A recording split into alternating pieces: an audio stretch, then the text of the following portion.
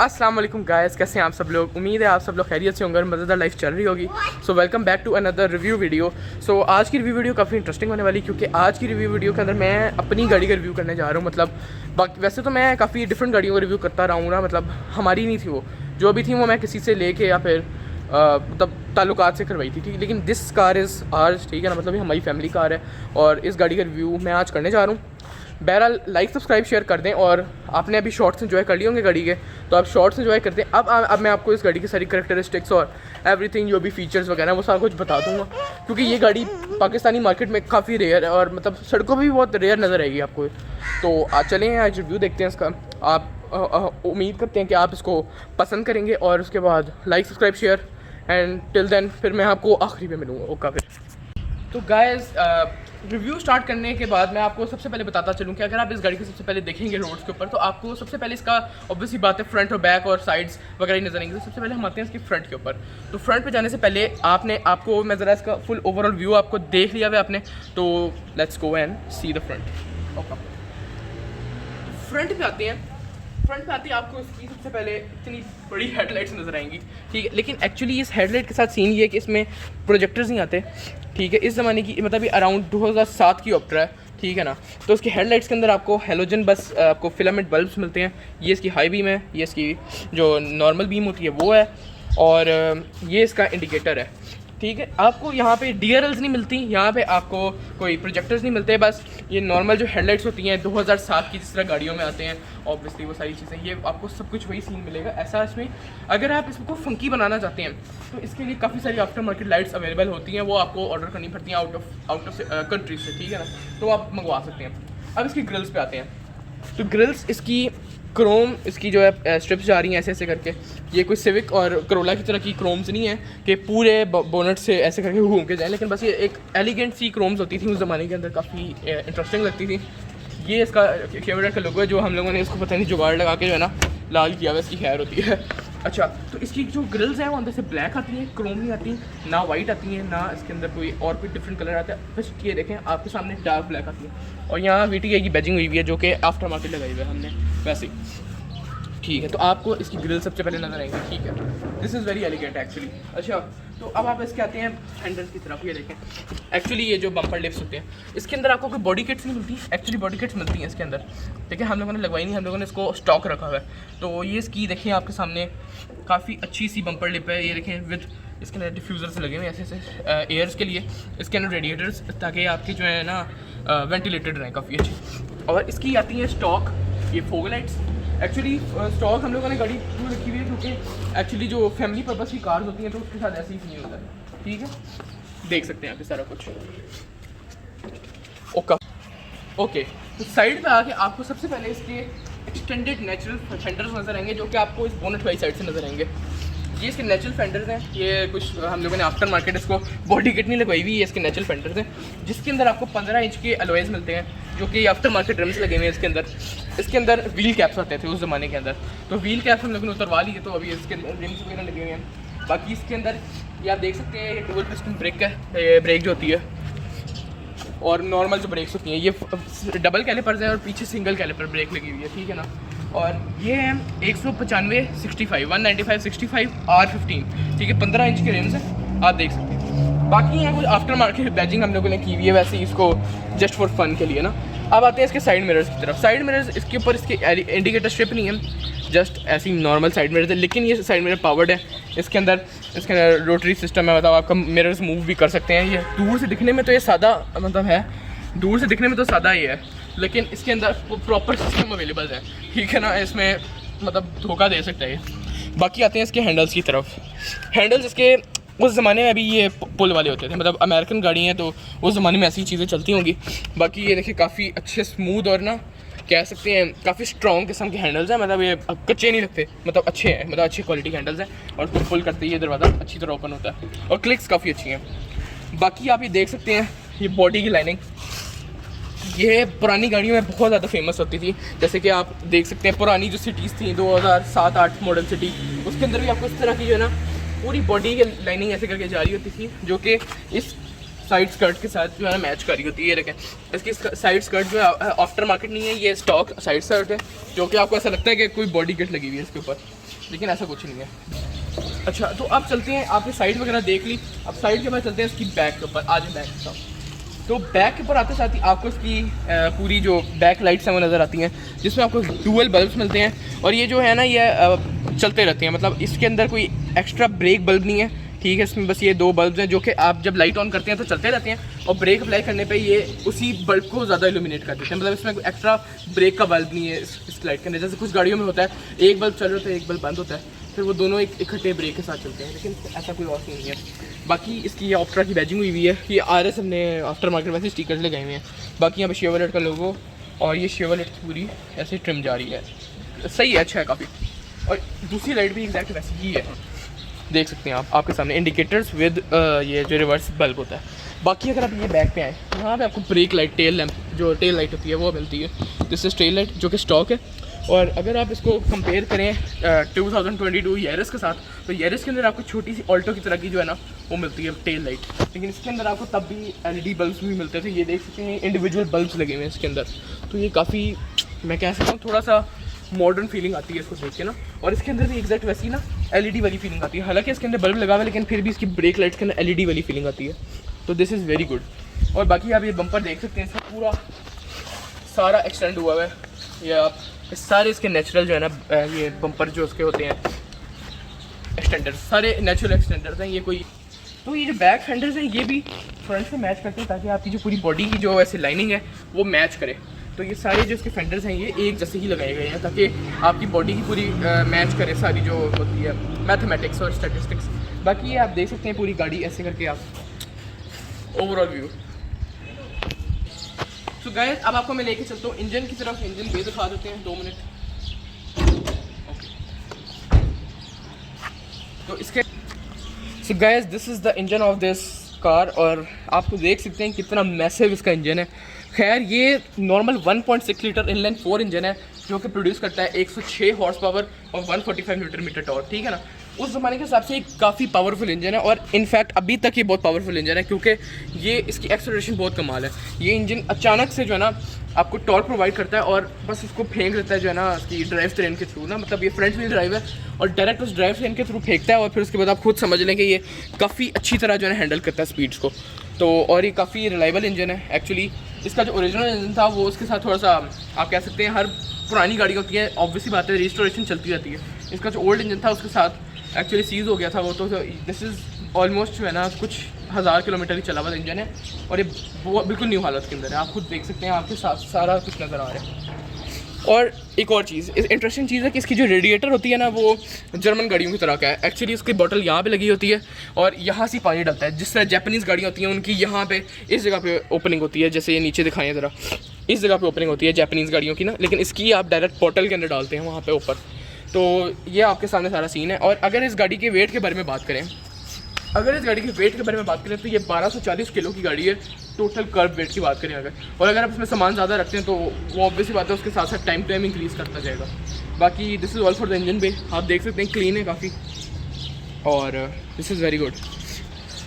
और अगर top speed की बात करें तो कंपनी ने इसको 220 की स्पीड दी हुई है, लेकिन basically this car can go up to 180 to 190 around इस तरह करके, इसके बाद इसकी बस हो सकती है, ठीक है ना। और मैं आपको यही कहूँगा कि इसको 180 तक जिसके पास भी गाड़ी है वो उसको ना लेके जाए तो ज़्यादा बेटर होगा, क्योंकि दिस कैन बी डेंजरस, ठीक है ना।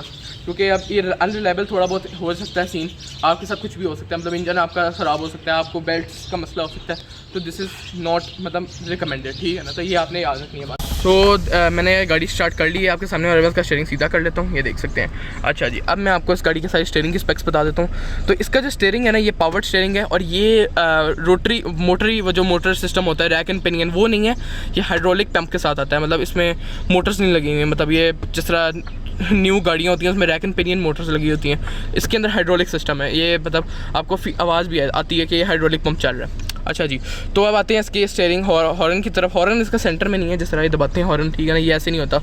इसके अंदर ये साइड्स पे 2 बटन्स दिए हैं, ये इसके डेडिकेटेड हॉर्न बटन्स हैं, ठीक है ना। और यहाँ पे आपको इसके पावर कंट्रोल्स मिलती हैं जो कि आपकी इंफोटेनमेंट स्क्रीन को कंट्रोल करता है। यहाँ से volume up and down, power mode and seek जो उसका आगे पीछे करने का चैनल्स का ना वो सीन है।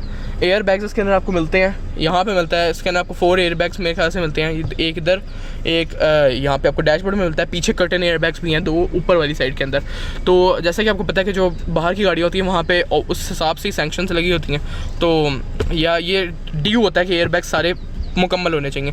अच्छा, तो इस तरफ आते हैं तो यहाँ पे एसी ग्रिल्स हैं, जो कि यहाँ पे एक मिसहैप हो गया तो उतर गया है। खैर यहाँ पे एसी ग्रिल्स इसकी काफ़ी प्रीमियम लगती हैं मतलब अभी तक। और यहाँ पे इसका ऑफ ऑन, ये इसका ना एयर फ्लो ऑफ ऑन का जो है ना डायल लगा हुआ है। यहाँ पे आपको इसकी प्यारी सी घड़ी मिली हुई है जो कि रात को भी इल्यूमिनेशन देती है ताकि आपको टाइम नज़र आता रहे। यहाँ पे आफ्टर मार्केट स्क्रीन लगी हुई है इसके अंदर 7 इंच की। एंड्रॉयड ऑटो नहीं लगाया हुआ, वो पुरानी लगी हुई है तो अभी तक सही काम करती है, मतलब इसके अंदर में एंड्रॉयड की ज़रूरत नहीं होती। बहरहाल ब्लूटूथ वगैरह एवरीथिंग जो है ना हर चीज़ चलती है इसके अंदर, ठीक हो गया। और यहाँ पे एक्चुअली इसके अंदर टेप आता है, ठीक है ना, वो जो पुराने ज़माने की टेप होती है वो लगती थी, वो हमारे पास रखी हुई है इसकी, लेकिन हमने आफ्टर मार्केट स्क्रीन इंस्टॉल कराई हुई है। अच्छा, तो अब यहाँ पे आते हैं तो यहाँ पे वुडन इंटीरियर है, ये सारा फुल वुडन फीलिंग आती है। ये बहुत अच्छा प्लास्टिक तो नहीं है, खैर ये नेचुरल वुड ही लगती है, अच्छा फीलिंग आती है, ज़रा प्रीमियम फील आती है इसके अंदर। ये डैशबोर्ड है इसका, डैशबोर्ड के अंदर यहाँ पे आपको कुछ ना एसी ग्रिल्स मिली हुई हैं ऊपर ना, ये देखें, जिससे आप अगर कोई ड्रिंक्स वगैरह रखें अंदर तो वो चिल रहती हैं। तो this is very cool features. यहाँ पे आता है आपको ये देखिए हैंड रेस्ट, जिसके अंदर कुछ सामान रखा हुआ है। और ये हैंड रेस्ट अभी नई गाड़ियों की तरह से बेहतर है मेरे ख्याल से, क्योंकि ये देखें उस ज़माने की गाड़ियों में कितना प्रीमियम हैंड रेस्ट आता था, फुल मैं कह सकता हूँ। देखें ना ये काफ़ी सॉलिड। और ये इसकी हैंड ब्रेक है जो कि इलेक्ट्रॉनिक नहीं है, ये इसकी जो ट्रेडिशनल हैंड ब्रेक होती है वो है। बाकी इसकी गियर की तरफ आते हैं। इसका जो गियर बॉक्स है वो 5 स्पीड मैनुअल है, ठीक है ना। इसमें ऑटोमेटिक भी आती है, 1.6 भी आती है। 1.6 तो ये है मैनुअल के अंदर, इसमें 1.6 ऑटो आती है विद सनरूफ, 1.8 आती है विद सनरूफ, ठीक है ना। वो सारे बाहर के वेरिएंट्स हैं। पाकिस्तान में 1.6 मैनुअल बहुत चलती है, ये वाला वेरिएंट जो है। बाकी इसके अंदर जो एक मैं आपको बड़ी मज़ेदार सी टेक्निक बताता हूँ, जिस तरह ये मैं इसका क्लच लगा देता हूँ और ये जो जापानीज़ गाड़ियाँ होती है ना, उसका जो गियर होता है वो ऐसे लगता है ना मेरे ख्याल से बैक साइड पर। यहाँ पर इसका चौथा गियर लगता है और इसका जो रिवर्स गियर है वो ऐसे करके लगता है। ये देखिए, इसका क्लच दबा के और फिर उसके बाद रिवर्स गियर लगता है और ये रिवर्स गियर लग चुका है, कैमरा ऑन है। तो ये कुछ इसके फीचर्स हैं मज़ेदार से। बाकी इसके गेज क्लस्टर की तरफ आते हैं। इस तरफ इसका आरपीएम मीटर है, आप देख सकते हैं ये आरपीएम मीटर, जिसके अंदर आपको कुछ वार्निंग लाइट्स और हैज़र्ड लाइट्स भी यहाँ पे आपको मिल जाती हैं। यहाँ पे आपको इसका ये स्पीडोमीटर मिलता है और यहाँ पे आपको fuel gauge and temperature gauge मिल जाती है। इसके बिल्कुल नीचे यहाँ पे काफ़ी सारी हैज़र्ड लाइट्स हैं जो कि ऑन होती हैं तब जब आप गाड़ी का आपने स्विच ऑन किया होता है। बाकी यहाँ पर आपको इसके ये वाले मिल जाते हैं कंट्रोल्स विद फॉर वाइपर, और यहाँ पे आपको इसके मिल जाते हैं controls for indicator lights and fog lights. ये फॉग लाइट का बटन लगा हुआ है, ठीक है। तो इसका थोड़ा सिस्टम उल्टा सा है, क्योंकि जो जापानीज़ गाड़ियाँ होती हैं उसके अंदर यहाँ पे आपको इंडिकेटर्स मिलते हैं और यहाँ पे आपको वो वाइपर वाले मिलते हैं। क्योंकि ये एक्चुअली लेफ्ट हैंड गाड़ी थी तो ये कन्वर्ट हुई होती है, तो कन्वर्टेड गाड़ियाँ जो होती हैं ना उनका ये सारा सिस्टम उल्टा आगे पीछे लगा होता है। बाकी आप बात करें इस डोर की, ठीक है, चलो जी। डोर के अंदर आपको सारे पावर बटन मिल जाते हैं for Windows up and down. यहाँ पे आपको विंडो का लॉक बटन मिल जाता है, यहाँ पे आपको जो गाड़ी अनलॉक अनलॉक का बटन मिल जाता है। एक्चुअली इसके अंदर सीन ये है कि यहाँ पे इसका विंडोज़ जो साइड मिरर्स होते हैं उसका ऑप्शन यहाँ पे नहीं दिया हुआ जिस तरह सिविक्स वगैरह में दिया होता है। इसका जो दिया हुआ है ना साइड मिरर का बटन, वो यहाँ पे दिया हुआ है जो कि आपके मिरर को कंट्रोल करता है आगे पीछे। तो आप ये देख सकते हैं कि अगर मैं इसको राइट पे शिफ्ट करूँ तो और इसको यहाँ से मूव करूँ तो ये मिरर्स आपके मूव कर रहे हैं सारे, ये देख सकते हैं। काफ़ी मैं कह सकता हूँ काफ़ी मॉडर्न सिस्टम से उस ज़माने के अंदर ना। वैसे अगर आप इसको कंपेयर करें उस ज़माने में, तब भी तो ये मिड रेंज गाड़ी थी, लेकिन अब के ज़माने में भी काफ़ी अच्छा टफ कंपटीशन दे देती है हर गाड़ी को ये प्रीमियमनेस के अंदर ना। अच्छा, अब इसके सीट कंट्रोल्स की बात करें। सीट कंट्रोल्स में ये सारे मैनुअल इसके जो है ना लंबार सपोर्ट्स हैं, तो अगर आपको जिस भी मर्जी तरीके से इसको करना है तो आप इसको मूव कर सकते हैं अपनी सीट को अपने कम्फर्ट वाइज। दरवाजे के पर अगर आप देखें तो यहाँ पे आपको डिग्गी का बटन मिल जाता है जो कि इलेक्ट्रॉनिक पुश है। इसको मैं दबाऊंगा तो पीछे डिग्गी खुल जाती है और यहाँ पे आपको साइन आ जाता है उसका। बाकी हद तक यहाँ पे ऐसा कुछ भी नहीं है। ये आपका यहाँ पे फ्रंट डेक मिला हुआ है, यहाँ पे आपको बोनेट का ओपनिंग सिस्टम मिला हुआ है, यहाँ पे आपको कुछ ऐसी चीज़ें रखने के लिए एक छोटा सा डब्बा सा मिला हुआ है, और यहाँ पे आपको कप होल्डर्स भी दिए गए हैं जो कि डुअल तरीके से खुल जाते हैं। यहाँ पे अगर आपको कोई बड़ी बोतल रखनी है तो उसके लिए आप इसको ऐसे करें और यहाँ से इसको रिमूव करा के आप इसको बड़ा कंपार्टमेंट भी बना सकते हैं और ये इसको आप वापस लगा के इसको आप आराम से हर चीज़ भी कर सकते हैं। और यहाँ पे आपको कुछ एक छोटा एश ट्रे मिल जाती है फ्रंट वाली, जिसके अंदर एक लाइट दी हुई है इन्होंने, मतलब हर चीज़ के इन्होंने लाइट दी हुई है। तो ये काफ़ी एक अच्छा सीन बन जाता है और बाकी हद तक इसका फ्रंट मुकम्मल है और आपको ऐसा और कुछ यहाँ पे एक्स्ट्रा नहीं मिलता।